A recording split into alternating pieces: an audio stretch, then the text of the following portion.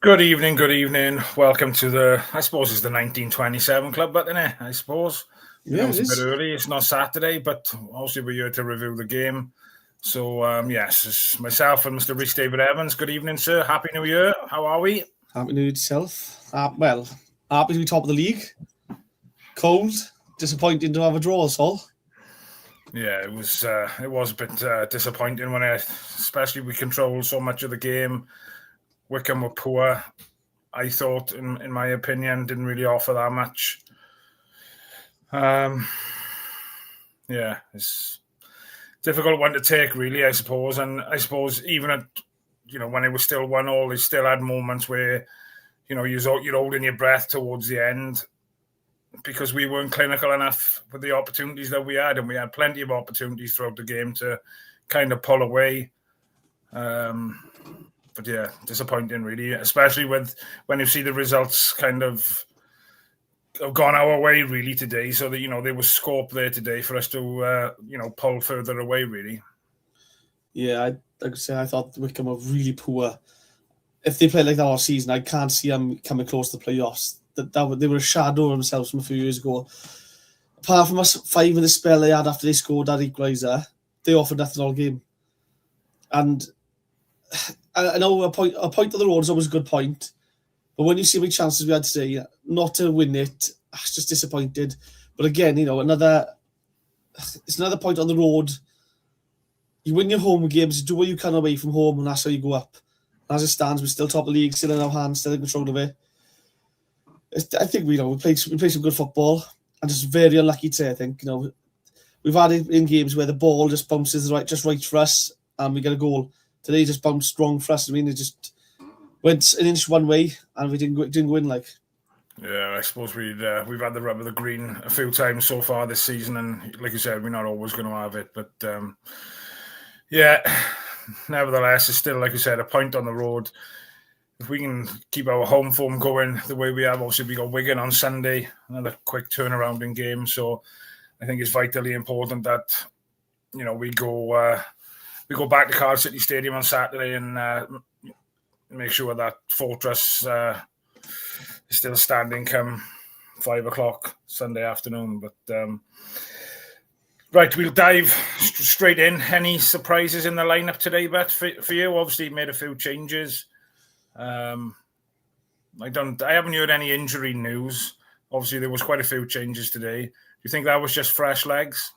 I think he did the same to Bagan as he did to Kean the other day when he said there's so many games in quick succession, they need a full rest. And to be fair, I think Bagan, if anyone deserves a rest, it's him. So I'm glad he got rested. Surprised to see Osho line up. Again, it's a transfer that's not really worked out so far. He's come in and he's made a couple of big errors in the league games. He played in the cup game against Wimbledon. He sort of struggled to impose himself in that game. Then went off injured. So you're thinking maybe if he does play, it's going to be 20 minutes here or there, just get his fitness up. So surprised to see him come on to start. I thought he did really well for 60 minutes mind. I thought, you could see he was a decent signing. Like if he could continue to play that for 60 minutes for the rest, his game time. Other than that, I wasn't really surprised anywhere else. Like Kellerman, he's good. Don't get me wrong, he's fantastic on the wing. But in the 10, we've seen it. He is outstanding. Yeah. I just thought maybe today would be better on the wing and put in Joel in the 8th, maybe. But again, Kellerman's that good where he can play anywhere across the front line. But for me, yeah, I think he's a 10. I think he wins a game in the 10. Yeah, I agree with it. What was the last home game we had? My memory's shocking. But he controlled the game, but didn't he, in fairness? Is it? No, it wasn't Exeter. It was Exeter. He played in the 10 against them, I think it was. Yeah. And he ran the game. Like he couldn't get the ball off him. And I just thought, I think you see the performances like that, do you think keep him in the 10? But then they understand because he got a rest the likes of Isaac Davis. I mean, Willock, I thought Willock was outstanding today. I keep saying he looks better in a 10, but today I thought he was brilliant out wide. I thought he beat his man a few times. He tried putting balls in the box. He tried beating his man a few times. He scored a goal. And lucky not to get another one later on as well, and an assist. I thought Willock was outstanding today. I thought he offered a lot more. And I think in other games, They're off to a manual bullet for it's not clinical enough. Yeah. Talking about, putting the ball in the box, I think I said to you just before we come live, I seen a stat come up on the TV after or during half time, I think it was. And the first half, I think we had 14 opportunities to cross the ball and we were successful with 2 crosses. I think after I'm not sure if it was the Stevenage game or it might have been the Exeter game, that he told them to cross the ball more, and they done it more in the second half. I just don't get it. You would think they would have learned from previous games, or I don't know. It's bonkers, isn't it? Well, it's funny because we've been saying on the show for so long now to put the ball in the box a lot more. And me and the boys were talking for Stevenage game. Their defensive line looks massive. So I was saying at the time, if you're going to put the ball in the box, drill the ball in.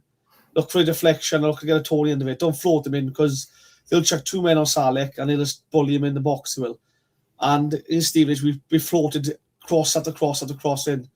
Can't get near it, so just drill the ball in. Today, I just thought we looked a lot better with the ball, with feet. Again, it's one of those where we could have won 4 or 5-0 today. Unfortunately, they just won against us, I think it did. And I think somebody says in the chat, I think that opportunity Joel Caldwell has, if that goes in, we probably do go on and win the game 3 or 4-0. But, 5-10 minutes later, they kind of go up the other end, have a corner. Shocking from Capatio, if I'm being completely honest, and that's pulling it mildly. And the ball goes straight in the back of the net. And like you said, they had a bit of a foothold on the game then, didn't they, for 5-10 minutes after that. And, we struggled to get back into it, really. I think we started to get back into it about 5 minutes before half time, I think. But yeah, disappointing to concede and disappointed the way we reacted after going 1-0 up, I think. It's disappointing now we're not putting teams to the sword once we've got that goal up and we got our tails up type of thing. We allow teams to kind of claw back, but it is what it is, isn't it? It is what it is. Again, to be fair, mind, it's one of those, right, where you look how many points we picked up over December. Normally we have a shock in December. And you just think it was going to come a game where it wasn't going to go for us. And to be fair, we avoided defeat in that game, and that was today.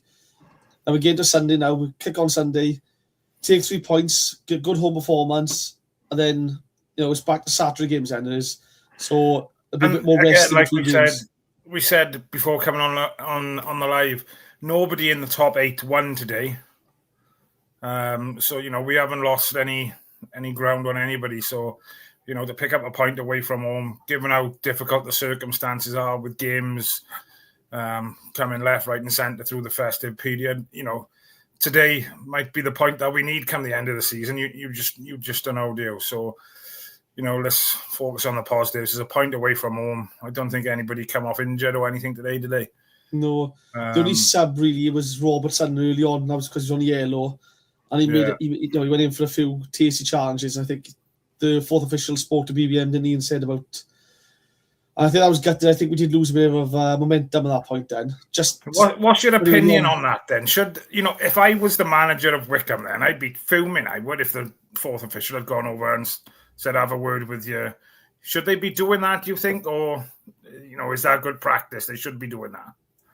I just think I don't see anything wrong with it, to be fair. It's happened against us.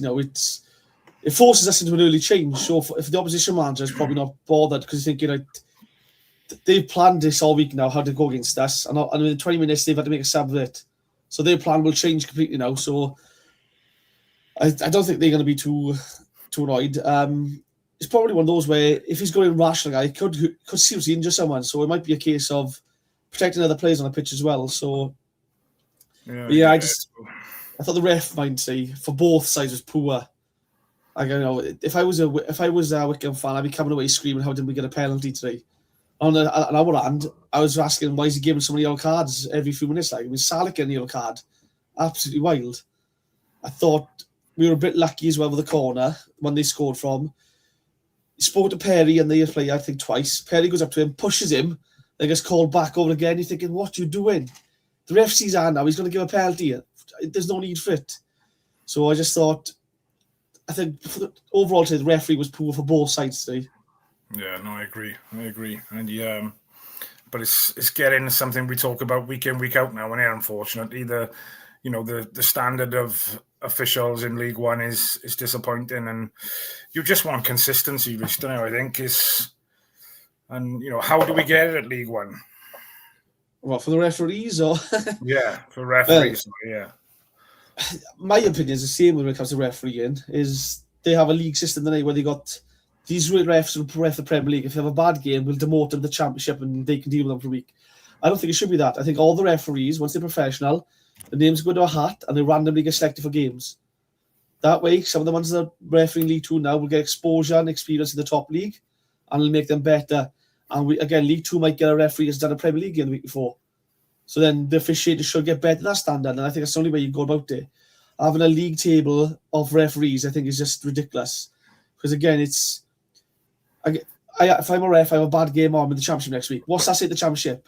You can have our mistakes next week, you can. I think that's disrespectful.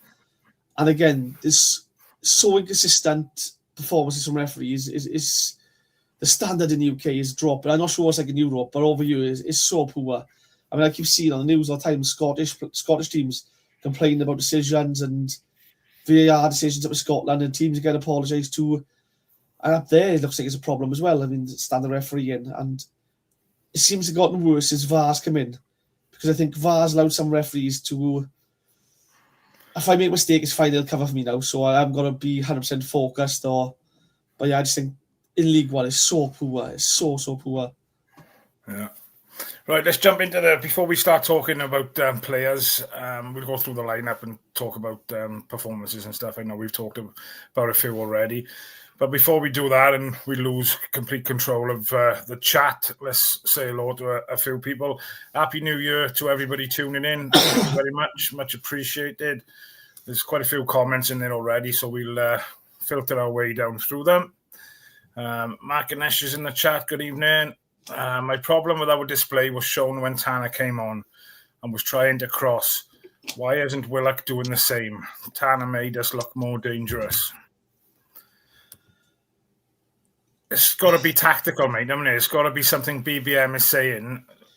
He doesn't want that ball put in. I don't think he doesn't want to lose the ball, does he? So if we are crossing the ball in, it's an opportunity for them to clear. I don't want to answer that comment.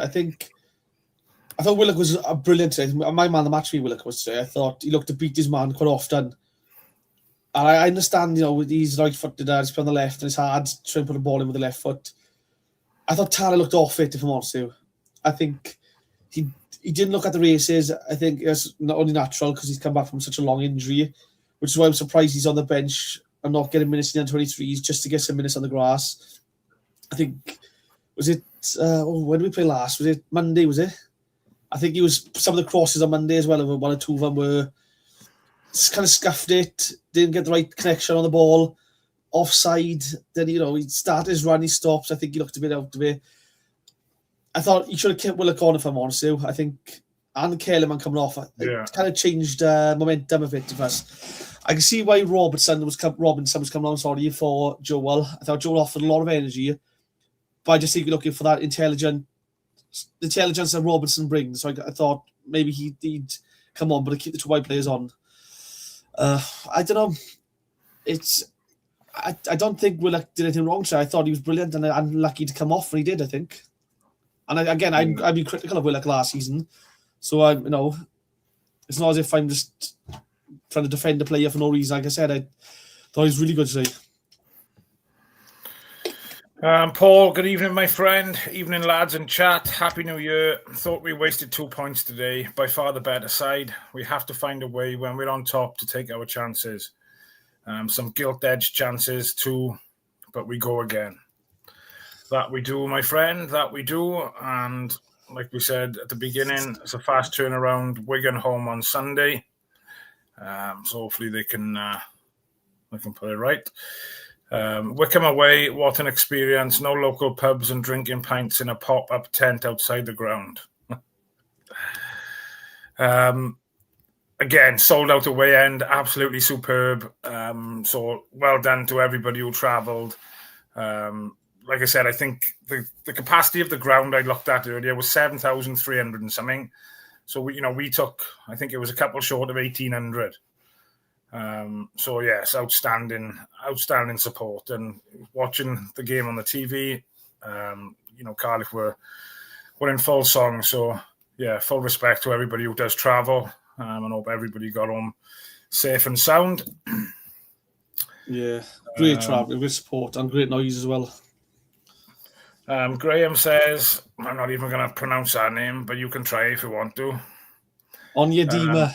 Yeah, I think he was their most dangerous player when he held the ball up well. But I thought our defence coped well with him most of the game, to be honest. He was smart. He was just looking for free kicks all the time, wasn't he, in fairness? The dark arts he had, he was holding Lawler and throws himself to the floor to win a free kick, which again, you want, when you're up against a team that's got a dominant possession, you are looking at ways to score, and it's got to be through set pieces. So I can see why they were doing it. We did it last year, the championship, against teams when we were struggling. He was smart. I wouldn't say he's a championship player from what I've seen today. League One's probably thereabouts, so I wouldn't say, most times we play a team and someone stands up and we go, we should sign him, but I would not recommend that. But I thought he was probably the best player today, he was. Yeah. Marcus says, do you think we go for another striker in January now, even possibly a loan? Have you heard any more about this Biancheri? Nothing about him now. It's probably, again, it's only the first today now, so probably discussions will be ongoing. I know we are classed as international for transfers and loans, so it takes us longer to get deals over the line than it would for an English club to loan an English player from another English club. So it's going to take a little bit longer for us. I have full trust in BBM. He's telling the club exactly who he wants, what he needs. And I have full support. I have full belief that they will back his decisions over the committee that has been signing players before him. Yeah. JT says, if Joel scores, we win that game 4-0. Should have won the game anyway, but we gained another point lead over Bradford, who were obviously in third. Surprising result. They lost away at Mansfield today, 3-0. So well done, Mansfield. Done us a favour today. Howell, good to see you back on the road with Auntie Mags today, buddy. Hope you're both feeling better. I know you've been rough over Christmas, but nice to see you both back following the Bluebirds away today. And he says, evening, gents. Happy New Year. A point is a point, but would certainly be looking at getting a striker in. It's one of those. Salik has a great chance there, and I think he sends it wide, and he Robo, ball just falls unkindly for him. Like Turnbull can't get his feet under control. Joel hits the bar. I mean, we see these in football. The ball bounces right for us. We score 4-5-3. Again, we can play this week on Sunday now, win 5-0, and we will say we don't need a striker. I just think today was one of those games that kind of got away from us with chances, that's all I think. And I just think the belief was we'll have another chance coming now. Another chance will come. I just think it was that. And again, it's one of those games where it's unlucky, that's all. Osho's weird. He can tackle, but his after-tackle reactions are slow, says Markinesh. Interesting one here from Graham. Joel had his head in his hands after he came off. Hope that miss doesn't affect him. It was one of them things. I kind of like that in a player. He's coming off and he's showing his disappointment. I suppose, Brian Barry Murphy and his backroom staff now will earn their money by, getting him back up and, picking his head back up. But I like seeing players coming off the field disappointed. Obviously, he would have liked to, bury that ball in the back of the net. But, he'll learn from it, and he didn't have to blast it as hard as he did, perhaps. And he'll come back stronger for it, I would like to think. He's a decent player. I rate him very highly. I think you mentioned right at the beginning that his energy there today was first class. And, he's another great product of our academy, mate, isn't he? Yeah, the energy is the biggest thing for me because, again, how many games have come thick and fast, and a lot of teams we're playing against haven't got a big squad, so they are running on empty, most of them. And when you look at the lineup now, when you're seeing against Joel, who will run 90 minutes, who is full of energy, who is you're going to be thinking, another one today, like. So full confidence in him. And again, he's probably come off thinking, I didn't have the impact I would like to have had personally, rather than the case of, that would be downhearted. Again, they all miss chances, so it's not just on him. Come back, get yourself in training, go again, and on Sunday we kick on. And next time you get a chance, you just take a chance and just keep going. Don't forget, it's his first season in the senior squad with Cardiff. Last year he was at the loan. So, it's a big jump going from under-23s to League 2 to League 1 to the champ now. Well, League 1 again now. So it is a big jump for him, and there's a lot of pressure being put on his shoulders because of his name as well. So, all credit to him. He doesn't show it, but he's performing brilliantly for me, I think. Yeah. Howell says, credit to Lola and Wintle. Both were superb. We may lose Lola this transfer window. I'd be gutted if we did, but, if a side like it's been touted, rumours Bayern Munich are coming in for him, then, there's no way we're going to turn that down. I'd be gutted to lose him, but I would like to have him for another year, I think. I'd be devastated to lose him. I think, he's by far our best centre-half. Again, you look at him and he's just calm under pressure, ball-carrying centre-half. That's what the big money is. We spent £3.5 million on Darland as a ball-carrying centre-half. Lawler was in the academy all along. He reads the game well. Today now, I think Wintle tracks a runner back. Basically puts him in a trap. He takes him one way, when Lawler's going to come across, take the ball, clean lines. He's reading the game. It's so outstanding. If we lose him, I wouldn't worry. But I know I would be nervous more in going to games and stuff. I think we got a solid player in the Fish. I think Chambers has shown himself to be his redemption season after last year. I think this year he looks a lot better. Like today when he's coming on as a sub, I thought, last year I would be going on again. Please no. Today I felt comfortable and confident Chambers was coming on. I thought, what, he'd probably make a big impact for us. I'm lucky not to score. So I was landed to see him come on. What a great opportunity to just curl the wrong side of the post, didn't it? So, I have full... I think if he does go, I think we'd bring someone else in. But again, we get to lose a talent like that. Yeah. Markinesh seems to think he thought Wintle and Turnbull were very poor today. I thought Wintle was outstanding, in my opinion. Thought he controlled the game in the middle very well. Obviously, we're all entitled to our opinions. But Markinesh says he thought Wintle and Turnbull were poor. What's your thoughts on that one, buddy? I thought Wintle only used Steve McPhail this year. I don't remember Steve McPhail and some of the people in the chat, but he used to drop deep, pick the ball up off the defence, and like a deep line playmaker, and he would just spray balls around the place. The only difference is I think he's a bit more mobile and does a bit more defensive work. I thought with mature this season so far, I think today was another solid performance from him. Turnbull, unlucky not to score. I'm not torn on Turnbull. I just think Robertson offers a bit more. I was gutted he had to come off, but Turnbull didn't put a foot wrong for me today. So I can't say he was poor. I thought all of them to a man were brilliant today. So just it's one of those games we just unlucky not to win, get that second goal and really kill him off. Yeah. Half-time oranges. Kellyman very skillful again today. Hope with Maresca getting the sack. The new gaffer doesn't recall Loney's to take a look. Well, we were talking this earlier, we. Yeah. BBM and Maresca are good friends from the Leicester days. So the hope was Maresca would go, look, you keep him. He's doing well for you. But now, the worry is now they do to us what we did to Joel last year. Take him away from Cheltenham when he was turning up and send him to a team in higher division. And that's the worry now. Yeah. Willock needs to actually cross and not cut inside. To be fair, I thought he had his full back on toast today. Again, he was, he'd go left, he'd go right. To be fair, I thought Willock, again, I've been critical of Willock as well last year and sometimes this season, but today I thought he was my man of the match today. I thought he was brilliant and lucky not to come off. And unlucky to come off, sorry. Half-time Orange says, I think it's difficult away day for most teams as almost everyone was awake way past midnight. Wycombe used the ref well and he was their 12th man today. A point is overall not bad considering. Yeah, Graham said, Mansfield gone from bottom half before Christmas to 8th. doesn't take a lot to say start putting a run together and you kind of jump up the league. But we got nowhere to jump really. But we just got to stay where we are, haven't we? Well, I think I seen a stat the other day. It was crazy. I think from the relegation zone up to like 8th or 9th or maybe 10th, it was like 3 points difference or 6 points difference. It shows how wild this league is. Yeah.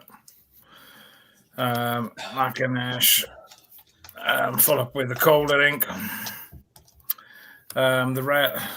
Lorna Evans, the reffing has been questionable for years, to be honest. I just saw it again today. For both sides to come away from that today, saying the ref was poor, I think. Good double header on Saturday, SPL Old Firm Derby and Dundee Derby. Not my cup of tea, but each to their own. Howell says, agree, the ref today was absolutely dog shite. Well, politely, that is, Howell. Fair play. Graham, I thought you were supposed to swap shirts after the game. Defenders try every week to get Salek's shirt. Yeah, he's getting pulled from pillar to post in here at the moment.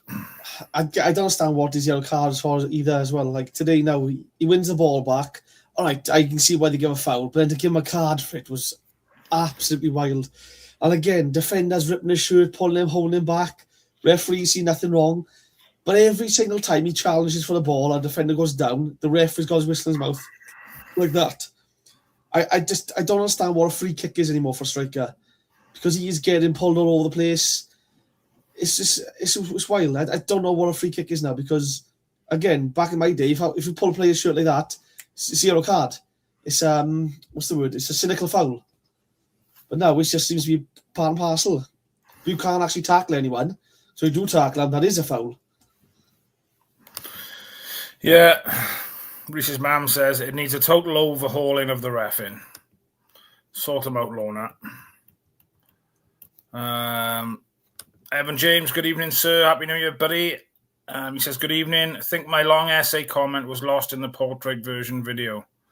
Not sure what that means, Ev, but I'm guessing you put a comment in and it's gone. Apologies. I haven't missed it. Something's happened. It's disappeared. Mackinnish says, agree, Tanner was rusty, but still posed a threat. I just think he's been thrown in the deep end again. And, you know, he probably wants to be involved. He wants to be playing, doesn't he? Yeah. But, you know, let's be fair. He's been out for, what's he been out for? Just over 4 months. And to be thrown straight back in the deep end, so to speak, is, you know, it's a big ask, isn't it? It is, especially when you're thinking, you know, this happened last year and you could see it took him a while to get going. It will take a little bit of time.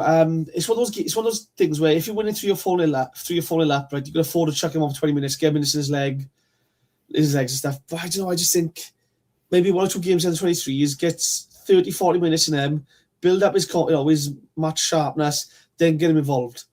It's not his fault or nothing. I mean, it's, again, like we said, he probably wants to be playing every single game. I understand it. And it's a great player to have to come off the bench at the minute while he's getting fitness back, you know. If you're the opposition, you're thinking, bloody hell, they've taken Kellerman and Willock off. Who's coming on? It's like Davis, it's Keane Ashford, it's Ollie Tanner. The fullbacks will be thinking, Jesus Christ. But then I just wish he was a bit more fitness in his legs, a bit more match sharpness. But that'll come now, Will. Yeah, no, I agree.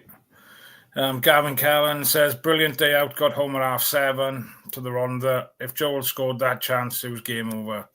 Yeah. If, buts and maybes, isn't it? Jonathan Mordecai, we need to concentrate better on set plays. Bad enough leaving players unmarked on the edge of the box. Now we conceding from the actual corner.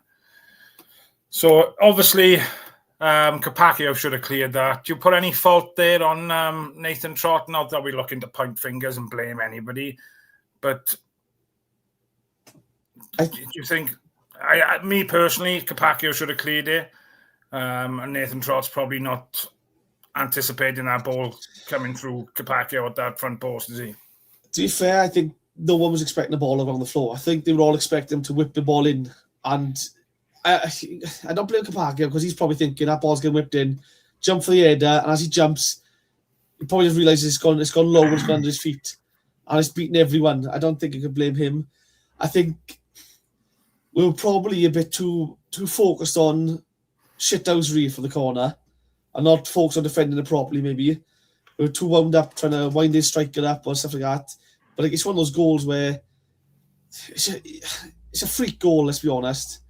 And Wycombe, used to have Joe Jacobson used to do it all the time. So it's not something new for them either. Jonathan says, Sammy Brooke, most recent link, but BBM denied any interest in his press conference after the game. Leicester City product, is he, I think, currently on loan at Newport? Yeah. Oh, he's left Newport now. I mean, I think, I'm not 100% sure, to be honest, but that's a name that has been floating around, but BBM has obviously denied that today. Again, you can't really look much into it because, again, if he comes up and says, we're interested, one, it's going to let his club know that we look at another player and they're going to go, well, let's slap an extra couple of zeros on the price tag. Newport probably ain't going to be going, well, hang on, we want to keep him on loan. No, we'll cover more of his wages. So, again, you don't want to say anything. You just keep it quiet behind the scenes. And you don't want to alert other teams. Because if other teams looking at what he's doing here now, and they're probably going, well, if Cardiff looking at that player, we should look at him as well now. Yeah. So I totally get what he's on. He's quite shrewd, isn't he, BBM, in fairness. He don't like to give much away, in fairness, which I think is a good attribute to have, really. Yeah, it's a bit gutting because back in the day, you used to get all the information on the side. Cardiff I've made inquiries about player X, Y, and Z, and now it seems to be a bit quieter now. And I suppose that's better for us in the long run, though, really. It's a bit more professional as well nowadays, so... Jama, good evening, buddy. Other results keep going in Cardiff's favour. It's not all doom and gloom, and they're now used to being top. It's next season, if promoted, that will be the big change or upheaval of the squad. And I think that'll be looked at through January now with any transfers coming in, especially if they're money transfers. I don't see us going out and spending millions in the transfer window. I would imagine we'll rely on maybe possibly 2 or 3 loans. I think we've talked about this before, and we obviously, with any players coming in now, if they were to come in for a fee, then they've got to be looking at are they going to be able to play in the Championship next year? Because at the end of the day, that's where we want to be in it. Yeah, I don't think we'll see much big changes when if we do get promoted. I think, and I've seen a few people say, will we struggle in the Championship and stuff? I don't think we will see. I think we're suited for the Championship, this side is. I think we do lose a few more games. I think because, we give teams too many opportunities to score past us. When some teams have not taken them chances when they've given them to them. I think a few more teams will punish us. However, in the Championship, I think teams don't set out to make a draw against us. They don't chuck 5 men behind the ball and try to see a game out. Teams will try and play against us in the Championship, like the Chelsea game. And we will dominate the ball. We'll find space a lot easier. We'll move the ball a lot quicker. I think we'll have a better time in the Championship and be more effective. I just think the one we've got to keep for me is BBM. Yeah. So I have no issues with us going to the Championship. I don't think we need a big overhaul. It will be loan players probably this month. If we do sign someone, it'll probably be... I don't know. I can't see us spending money for more. So we don't need to spend money, really. No. Antonio says, Cardiff showed real maturity today, especially in how they controlled the tempo away from home. Do you think that game management is a sign that this squad is starting to believe in what the manager's way? I think they've adopted that pretty well for the whole season, to be honest. That never give in attitude has always been there since BBM's come in, really. You look back at Stevenage in the week, another late goal to, pinch that game. I think that never give in attitude has always been there since BBM's been there, in my opinion. I think the biggest difference to me, I think today with regards to tempo, is last year, if a team slowed the tempo down against us, we'd adapt to play the slow tempo. Today Wycombe started slowing the tempo down a bit, and they had a 5-minute spell of dominance. Then we grew back into the game, and then we picked the tempo up again. We made them play at our tempo. We stamped our authority on the game then. Well, last year we'd have just gone along with however the opposition wanted to play, if that makes sense. Like I think it was Hull last year at home. They slowed the tempo right down. Then we just matched it. We didn't try and up a tempo. I think we matched it. Today we went, nah. We played our game now. We got on the ball again, started making the moves off the ball, passing a quick up a pace. And I think we stamped our authority on the game then. I think that's the difference. The players now are not. I think this was leading on from the last question. Obviously, it was a tough away environment. How important was Cardiff's mentality in getting through that game? I want to go back to an example you used earlier about Ryan Wintle tracking back and kind of trapped the attacker, didn't he? And Lola come in and took the ball clean off him. And I just think we got that work ethic and they're all busting a gut for each other. I think we haven't seen that probably over the last couple of seasons under the previous managers. And I just think we've got a really close-knit team there. And they're all busting a gut for each other. And, you know, whether it's the first minute or the 95th minute, you know, they keep going till that whistle's gone. Yeah, again, you know, every man running back, tracking back, putting the effort in. Again, it's great to see, like, and like you said, you know, the last few years has been, I don't want to say disharmony, but we've heard stories come up to the club about certain things going on, should we say, that doesn't show team cohesion. But it looks like they really are fighting for each other now, rather than fighting with each other like last year. Yeah. Markinish says, I can't believe Wycombe have Bradley Fink, ex-Basel striker, and he didn't start for them. Come off the bench, didn't he? Evan James says, situation for you both. Where would we finish in the championship if our average performance was like today? Honest ratings. I say playoffs. I just think teams won't sit back like they did like today. They won't go defensive. Teams will try and play football against us, and they'll leave space in behind. There'll be space we can operate in, like the Chelsea game. The reason Chelsea beat us was because they had £200 million worth of quality to come off the bench. Championship teams don't have £200 million worth of quality coming off the bench. So we will dominate games in the championship, I think, if we play this way. So I think we'll be all right. I just think we spend most of our time now in League One trying to break teams down and figure out how to break teams down. In the Championship, we won't have to do that. Teams will leave opportunities for you. So I think we'll be a playoff team. I mean, I've seen some of the Championship games this season. Some are poor. I think, you know, Bristol City aren't that exciting. They do well. Millwall aren't that great. They grind up results. I think if they can get the playoffs, we should be looking at that ourselves. I think it'd be interesting to see how our young players would cope going up into the Championship. I think they've done a fantastic job for us so far in League One. I think obviously the step up again then to the Championship would be a test for them. But I have full confidence again. Maybe not as confident as you are finishing the playoffs, but I'd say top half of the table. I would go top 10, should we say?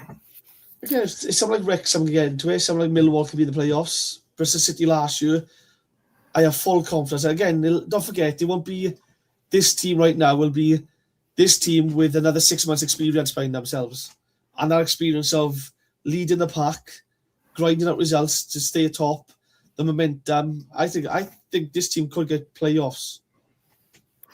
Here's a random question for you then, right? Before we go back to the chat. Do you think it matters if we get promoted as champions, or would you be just as happy going up as second place? No. If it's in the Championship, second place is fine. If you're in League One, I think champions is the goal. I think it's a funny one, because I think if you're champions, it's a different kind of pressure. And I think the players will learn more from that kind of pressure rather than settling for second. And you want to win. You want to win titles. You want to win the leagues. You know, you want to break records. So I want us to smash the league, go up as champions. I mean, I seen us years ago go up as playoff winners in this division. I was there for that game, and that was one of the worst 117 minutes of my life until Campbell scored.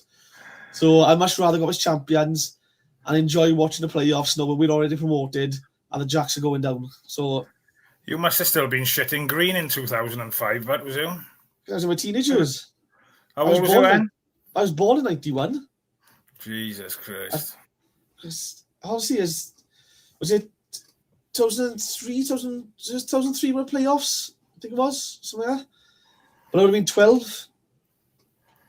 It was like 12. Yeah, I think it was about 12. But yeah, worst 117 minutes of my life. I mean, we didn't look like scoring all game. And then Campbell comes on here and he goes off. I'm back and you are panicking, and you are sweating, thinking, "Oh Christ, what are we doing now?" And to be fair, he scores one goal. So yeah, I'd much rather go with champions. What happened to Turnout? Genuine question. I think it's still ongoing. I think if fans still want him out. I think while the football's good though, people are more focused on that. Taking a backward, it's taking a seat in the background now, isn't it? To be fair. Yeah, I think while people have got something to smile about and be happy about, this is what he probably would have wanted. Something gets to happen so he can be quietly in the background. And again, it's one of those. As long as it doesn't rock the boat, I think this season can go on without a hitch. I know there's plans of him wanting to come to a game this year. Do you really want to do that? Because let's be honest, if you do go to a game, all your attention is going to be on how the fans react, what it's like, what happens to him. And that's to be the story. And I just think just stay in the background, stay quiet, let the players have their moment. Let's just get promoted. Yeah, if you want to sell during the summer, there's no need to make a noise now. Robertson was everywhere when he was on, seemed to really have his buzz back. He was involved in everything, but he got pulled and we lost that spark as soon as he left the pitch. I'd agree with that, mate, to be fair.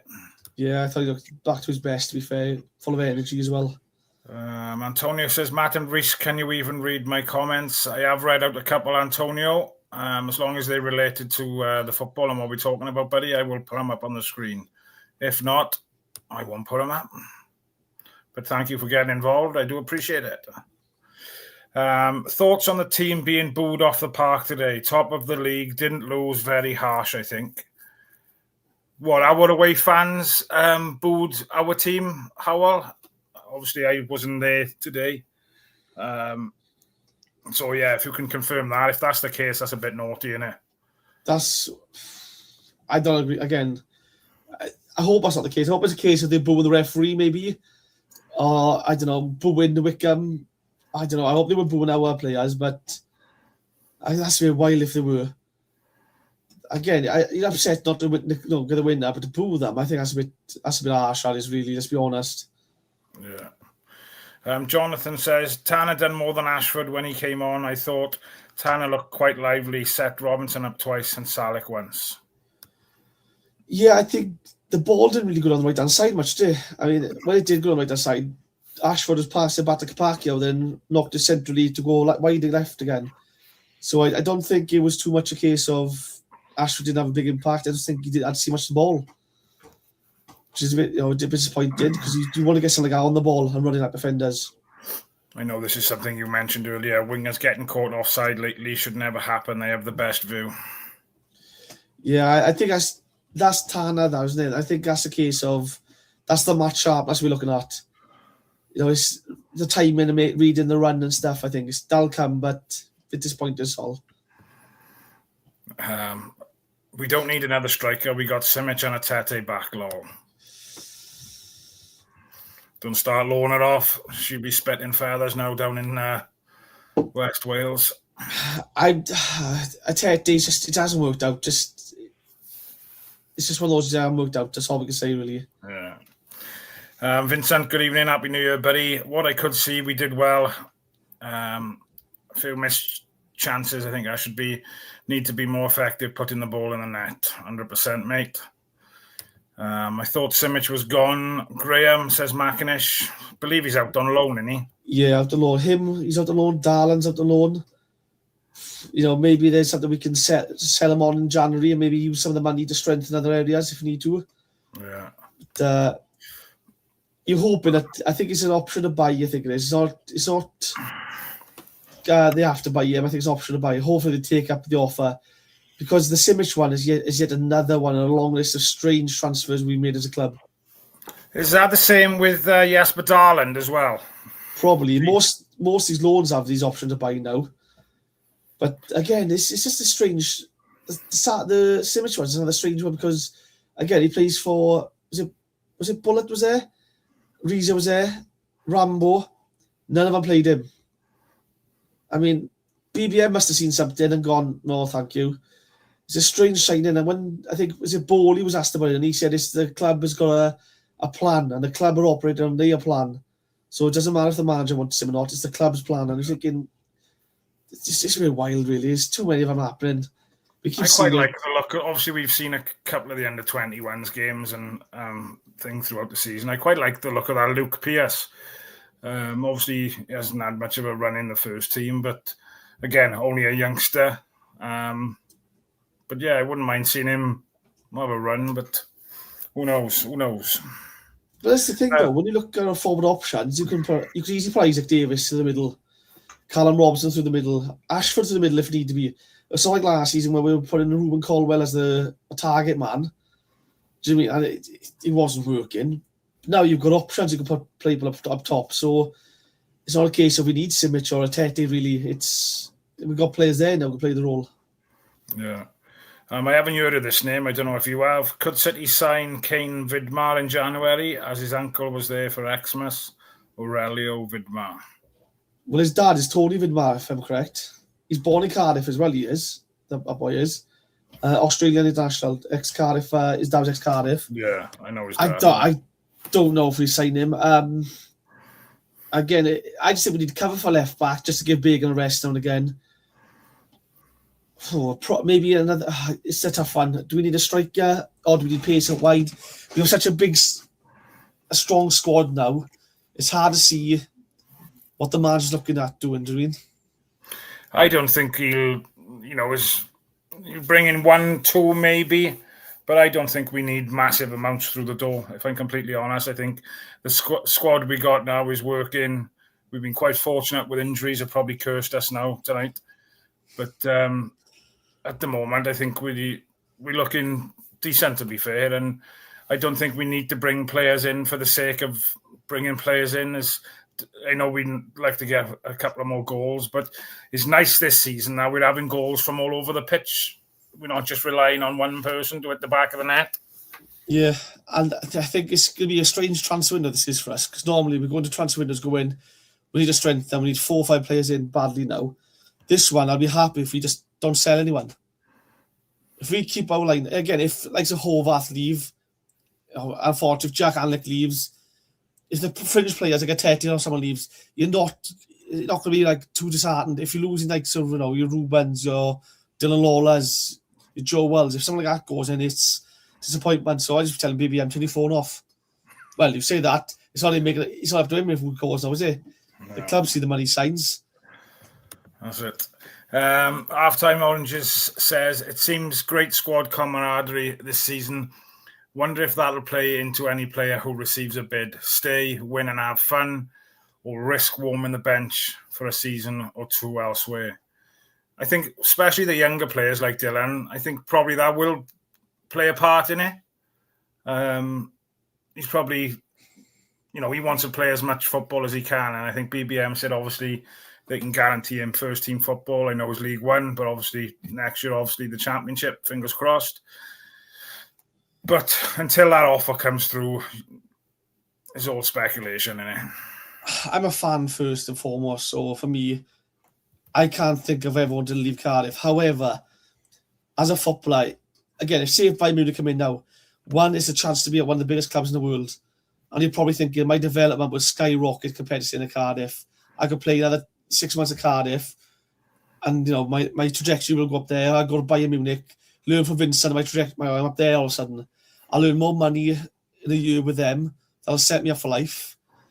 And, it's going to be great exposure, and probably my Welsh career might look better. So I can understand if he does go. I hope he doesn't. I hope the club say, look, stay with us for a year and a half, see where we are. Signed for Bayern Munich, but loan straight back. Well, again, you as a fan, if you do sell him, you don't want him going to Bayern Munich. You want him going to something like Borussia Dortmund. If you go to Bayern Munich, there's no club after that to go to, if that makes sense. If you go to a Borussia Dortmund, you slap a 25% sell-on clause on. He does go to a Bayern Munich after that. You get the money back. But if you go to a bigger clubs, the top end straight away, the only clubs bigger than Bayern really up after that is going to be like some Man City or PSG or Madrid. I mean, there's no other pathway after that then. So you kind of lose your sell-on fee, do. So you're hoping if he does go, it'll be to a club that's not quite at the elite level, the very, very top yet. Jammer says, BBM will be headhunted. I hope he stays longer, though, but that's the world of football, and sometimes it's a cruel world. Just hope he stays another season and sees it through. Yeah, that will happen. Someone will come in for him. He will go and end up at the top. You can see that. It's the way he plays football. I mean, look at Liam Rosania now. Went from Hull, sacked to Hull because he wouldn't drop Ryan Allsop, which Cardiff fans could have told him he should have done it anyway. But he got sacked. He ends up going to Strasbourg. Now he's in line for the Chelsea job. So it could happen with us. We could leave us, go somewhere else, and then bang at one of the bigger clubs. The only thing we can hope for, right, is the coaches he's working with learn from him. And if he goes, we can say to one of them coaches, look, do you want to take the job? Leroy, do you want to have a crack at the job? Your philosophy's the same. You see the game the same way. But yeah, I'd love him to stay in BBM. I'd be devastated when he goes. Graham says, do we need a director of football? We were crying out for before the season started. I think we need someone between the manager and the ownership. I do believe that. Because let's be honest, again, from the outside, it looks like a train wreck. We don't know who BBM has to talk to. We've got a chairman I don't think anyone's seen or heard from now in about a year. We've got a CEO, I think, who's busy trying to sell cars in the car park. I mean, let's be honest, I don't know who BBM turns to when he needs transfers or something done. But then on the other hand, if you do have someone go between, I hope they don't have final say on who comes in and who goes out. I think you've shown with BBM that he's earned the right to have a say who goes in and who goes out. Half-time oranges, I think, going back to Howell's question, was booing the ref. Howell also answers it, saying, I'm sure some booed the players. As soon as the final whistle went, Anti-Mag thinks it may have been directed at the ref. If so, stand corrected. It's a difficult one, though, isn't it? Because, I think we've discussed this before. Even if you do boo the ref, the players could very well think you're booing them. Problem is, as well, she's a crowd mentality, innit? Some people start booing, others join in the booing. And again, you don't know, at that point, you don't know who they're booing at. But again, it's hopefully saved the ref, not the players. I don't think any of them deserve that today. Yeah. This is a great question from Howell. Do you think with us being top for so long, we as fans expect us to win every game? Great question, this is, because I think, when we don't win, we're the first ones then to be negative, and we're all looking for the negatives rather than focus on the positives. And that's just, I suppose that's a natural thing, but I just think as Cardiff fans, we're probably renowned for it really, or whatever the saying is. I think sometimes we can focus on the negatives and not look to too many positives. I don't know what your thoughts are. I'm a Cardiff fan. I mean, let's be honest, we could win the league of record points, right? The FA would go, you spelled Joel's name wrong on the registration form. We'd dock 110 points. As a Cardiff fan, everything that goes wrong for us. We've been in the playoffs looking like we're going to go up against Blackpool. It doesn't go away. We get Portsmouth in the FA Cup final. We get a goal against us. We take Liverpool penalties, it goes against us. As Cardiff fans now, anything that can go wrong usually does go wrong for us. So I think as fans, when we don't win a game, we get nervous, and then we start panicking a bit. And I do think, as a fan, I want us to win every game. I don't expect us to win every game, but I think we should be looking to win as much every game. I think they all do, but I don't know. We do. I think we do go over the top sometimes when we lose. But again, with Cardiff fans, we just expect something to go wrong, do we? So, do you think BBM has a transfer clause more than a player? I think come the summer he will do. I think come the summer there'll be a new contract offered to him, and there will be a massive slap on there saying, if a bigger club comes in for you, we want this much money, stuff like that. Yeah. Jonathan goes to say then, if BBM goes, his staff go with him, unfortunately. He put his team together from his time at Rochdale. He has people he trusts and they stand by him. They do. However, every coach wouldn't mind a crack at the main job. And if you say to his number two or one of his assistants, how would you like the main job you now? they might take it, and then if they have the same philosophy, they might not work out. But it's always that. It's always that. Jammer asks, is the rumour mill coming back this window? We shall message the boss man as soon as we finish the podcast this evening, mate, and say that it's been requested. So keep your eyes out for it. Gavin Kellan says, Tanner didn't look right. He changed his boots 5 minutes after he came on. Must have been something wrong. He still isn't 100% yet, though. Hope he gets back into it soon. Yeah, I think we covered that bit a little bit earlier. Before we finish, then, let's just dive in and talk about, I know we've obviously discussed quite a few of the players today, but how do you think Perry NG done at left back today? Obviously, give Joel Bagan a rest. What was your opinion on NG at left back today? It looks natural, didn't he, at a full back? Again, we've seen the best of Perry again. I think he went missing last year quite a bit. I think he's back to his best now. And, you can play centre-half, you can play right back, left back, anywhere across the back line. We've seen him go into midfield a few times. And he's a backup keeper, and he's very versatile. So, but yeah, I thought he was standing today. I think you know what you're getting with him as long as his head's in the right place. Yeah. You know what you're getting with him when he crosses our line and he's got that shirt on. I love him as a player. Obviously, he went to a bit of a tricky patch and there was rumours, this, that, and the other. But he's kind of turned all that around and, he's been quite open and honest and, saying how much he's enjoying his time at Cardiff now and it's probably the best period since he's been here, how much he's enjoying it. So, yeah, fair play to him. I thought he was outstanding as well. I think, obviously, you're not expecting him to go up and down the wing. But I thought he put in a solid performance, to be fair. He's Marmite, isn't he? If he plays for you, you love him. If he plays against you, you just hate it because the shit out and stuff. And sometimes that can distract from him, from his game, I think. But today, he looked natural and comfortable, didn't he? I think he was probably him and Lawler was stand out to me at the back today. That's not overshadowing anyone else. I thought they were just both fantastic. The other one I wanted to talk about quickly, I know we've just talked about his mistake from the corner, but Ronan Capaccio, lots of people saying that he was a bit off the boil today. I think in his defence, Perry's had probably the rub of the green over the last few weeks, and Capaccio's come off the bench, and he's been making a great impact coming off the bench with that pace down that right hand side. But not quite at the races today, in my opinion. I don't know what you thought. I think is it odd in him? I think he targeted that side, didn't he? And he's a smart strike guy. He knows what he's doing. I just think he'll come from experience. That will. No, Capaccio hasn't got experience playing against players like that yet. He will try to, throw himself to the floor with a free kick. Will use the smart, the intelligence and stuff. Again, I don't think he did anything much wrong. I just think he looks brilliant going forward. By the way, I think going forward looks fantastic. Maybe he's a winger in the future. I don't know. I just think today's one of those games you could just drop down to experience, if I'm honest. Didn't think he did much wrong. I don't think he stood out as much as he has done previous games, though. But we can't expect him to have an 8 or 10 every game. That's a problem. Yeah. Anybody else stand out for you today that he was impressed with, mate? I thought Osho was good for 60 minutes. I thought this is a good player now. He looked energetic. He looked like his fitness was there.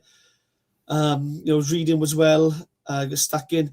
The only thing was after 60 minutes, I don't know if it was just tiredness or what, but I think he slow with the ball, lose it, and then he gives it. The keeper's off his line when he trot was, causes a problem. Recovers the ball well though, and then we're looking at a foul, I think, on NG, and he just stops.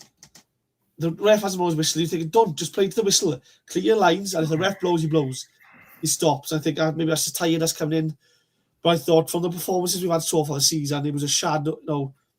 They've been a shadow of what we can expect, and I thought today was a different player. Chambers looks brilliant when he came on to me again, to be fair.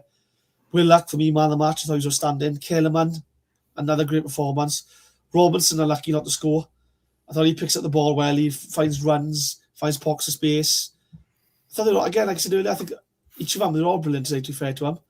I think with Robinson's, it felt awkward to him, didn't it, on his left foot, I think it was. And 9 times out of 10, he's burying that, isn't he? He's that type of striker to get in those positions and put the ball away. But, he had a chance. I think Sarek nodded a header down to David Turnbull. and he couldn't get the ball away from his feet. I think Salek had a couple of headers as well. Yeah. I think Turnbull had another diving header that there was chances. Callum Chambers had that curling effort towards the end.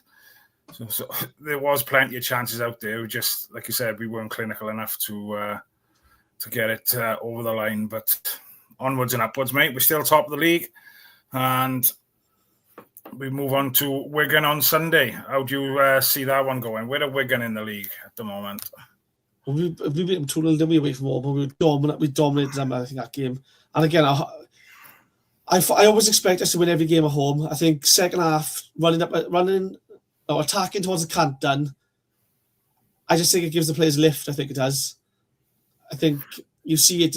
We have a poor first half. A second half, when you're attacking against the cant done, the players go up for it. So I fully expect us to give Wigan a good go.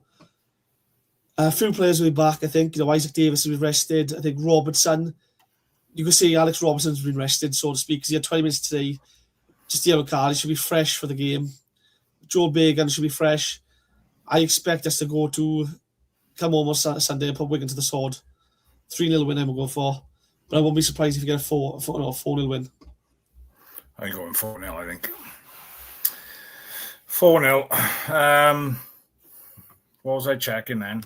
So Wigan actually drew with Barnsley today, 1-0 at Wigan. So they're currently 14th in the division at the moment. But like I said, that between Mansfield, who are in 9th position, they got 32 points. You can go all the way down to Plymouth Argyle, who have got 27 points and they're in 21st position. So the gap between 9th and 21st is 5 points, which is bonkers. Like I said, you pick up a couple of wins and it's potentially changing your season, isn't it? This division is wild. I mean, how often we've said it, look at Stevenage, right? They dropped out to the playoffs. They could lose. They could win the 2 games in hand, I think, and they go third. And they're out the play again. It's just this league. I think Port Vale won today, 5-1 against Blackpool. They're 9 points from safety. They can win the next 4 games and they're about that relegation zone. Again, 2 or 3 games on a bounce, a massive swing in this league. Oh, yeah. And this league, everyone's beaten everyone. Apart from teams beating us. I've seen a comment the other day, I think it was this morning. Luton are in 8th position and they're closer to the team at the bottom of the league or in the relegation zone than they are to Cardiff City, who are at top of the league, which is mad when you're in 8th position. So there's a question there from Graham. Any news on Ruben? I think we're still looking at the end of February, beginning of March, mate. And again, I think he's going to need to be managed back in. It'd be similar to Tanner, I would have thought. He'll have a couple of appearances off the bench. Walking without his boot on, wouldn't he? What's that? Walking around without the boot on. So yeah, probably a couple of weeks now, and then he'll be on the training pitch, and then it'll just be a case of very light training, no tackle, no contact. It's not a training pitch. Reece is back on the grass. Back on the grass. It's one of those, right, where we've seen it with other players. They might take him until that first heavy tackle to go, right, my leg's fine, my Achilles is fine. Yeah, there was a tackle today that I thought Tanner could have gone in for, but you could see kind of we're not shied away from it, but you would have thought just get into it. Like once he faces that first heavy tackle and realizes his leg is fine, he'll be fine anyway. I think player, even with all players, they can say, we're fine anyway. But psychologically, you see it to the best. They wait until that first heavy tackle comes in and bang, and then they kick on. Yeah, we with you, Dave. We'd take a 1-0 win if we had to, but let's hope for some goals. It's great that Tanner's back. I think, like we said, he's still not quite there, but obviously BBM will manage him now with 10, 15, 20 minutes here and there, and hopefully we'll get him back fully fit before the end of the season. Jay Wood should smash Wigan. Kellyman in the 10, hopefully. Agree with that. Did you say earlier you prefer him in the 10 rather than out on the wing? Yeah, I think he looks more dangerous in the 10. I think he has more space to operate in. I think when he goes wide, on the wide, he cuts inside all the time. And I think sometimes it's a bit easy to read, but if you have him in the 10, he's got so much more space to operate in. Maybe Doncaster game or the extra game? He had 3 players around him, and he glided past them like they weren't even there. Yeah. He's just so comfortable with the ball, his feet running at defenders. I put him in the 10. I think Isaac one wing, Willock got even Keegan Ashford the other wing. You got pace then, and you got bit of directness, and he got him on the 10. I think that's deadly, that is. Yeah, no, I agree. Jonathan says, Kellyman keeps improving the way he has. Ruben might struggle to get back in by the time he's fit. Good. That's what we want. You want that strength and depth, I suppose. And it forces Ruben in to up his game in training and push himself even more. And again, when you've got 2 class players that compete against each other, then it just benefits us, it does. Yeah. Graham says, don't think we have the time to smash anyone. Takes so long to cross. Jonathan says, I think Kellyman in the 10 finds more space and drags people to him when he has the ball, creating space for others. Spot on, like Chris just said as well. And again, when he defended, he picked the ball up in your own half, and he got Isaac Davis making a run, or Kapaka making a run with that pace. And he got a player like Kellyman on the ball. He's going to spot that, and I think he can put up, we can ping the ball into him. And yeah, I prefer Kellyman in the 10. I just think he's a lot better. Yeah, I'd agree. Right, guys, we're going to wrap up in the next minute or so. Thank you all for tuning in tonight. If there's anybody who's tuned in for the first time tonight, thank you. Much appreciated. You can subscribe to Cardiff City World. You can scan the QR code in the top corner of the screen, or you can also follow the information on the Cardiff City World YouTube channel. For the price of a cup of coffee a month, you can help support the channel, which helps side to keep producing content 24/7, 7 days a week rather. It'd be a bit much to do it 24/7, I think, but he's a bit of a battle axe anyway, isn't he? But yeah. No, obviously any support you can give. We've got a big army of supporters and members. The WhatsApp group is bonkers. Be interesting to count the amount of messages that come through there every day, really, but it's got to be into the hundreds, hasn't it? Yeah, to be fair. Without shadow of doubt. But we appreciate all your support. So if you've got anything else, last couple of minutes, fire it in the chat. If not, we will love you and leave you. And we'll go from there. Jonathan says we will smash Plymouth again.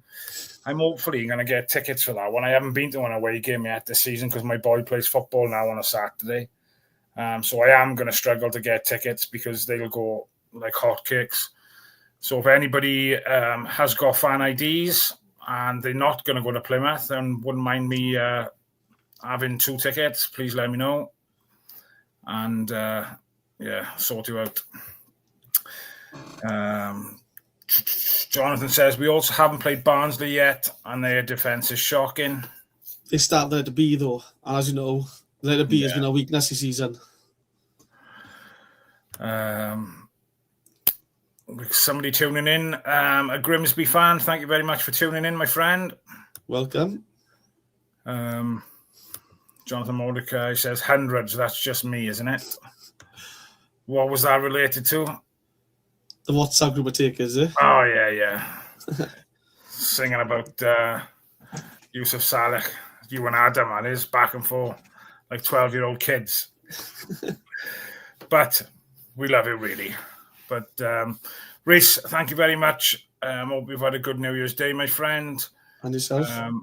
Everybody in the chat, thank you very much for your contribution through tonight's show. Much appreciated. Myself and Rhys will probably be back Sunday evening, mate. To do Sunday after that game. I know Sai's got some other things planned between now and Sunday, so keep an eye out on the channel for that. But you'll see my ugly mug and Rhys and his beanie hat on Sunday. If you do see us at the ground on the weekend, come and say hello. But if you see Rhys, make sure you tell him what your name is. Because he has a panic afterwards, otherwise. It's been awkward because, again, I'm still not used to people saying they listen to the stuff, so I never know what to say to people. So I just say, oh, thank you. And that's it. I don't know what to say yet. So it don't know if it comes across as rude, but I just never know what to say to people. I have no idea who anyone is because I just see a letter or the name there. So I have never a clue who anyone is. You've got to put a name tag on. If you're going to approach Reece on the weekend, make sure you got a name tag. Yeah, exactly. But, peace out. Up the city. We're still top of the league. Roll on Sunday. Wigan home. No start.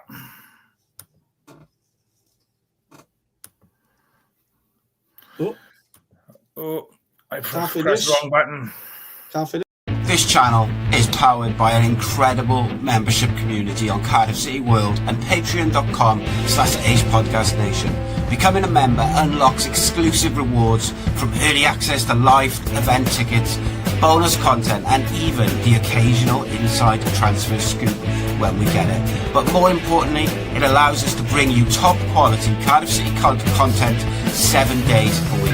Across those 7 days, we're talking match previews, exclusive interviews, instant match reactions, the breakdown podcast, tactical deep dives, the spotlight series, Bluebirds Rewind, Academy Focus, and just so much more.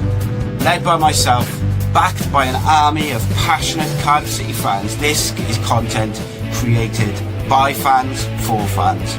Balanced, professional, and 100% all about the club we all love.